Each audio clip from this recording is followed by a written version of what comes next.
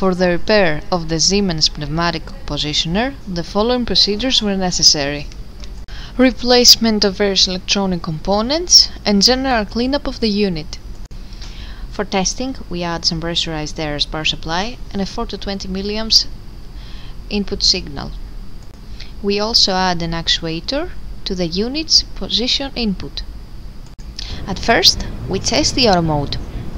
While manipulating the input signal, the unit responds accordingly and moves the actuator according to the manipulation of the input signal.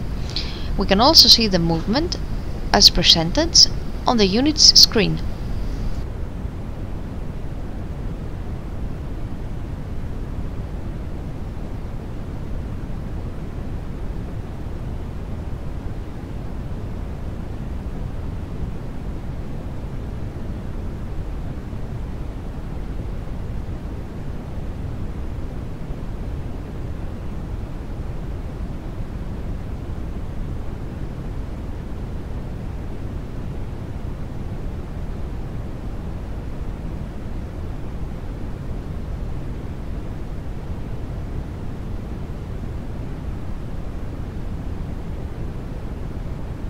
We then test the manual mode by pressing the corresponding buttons.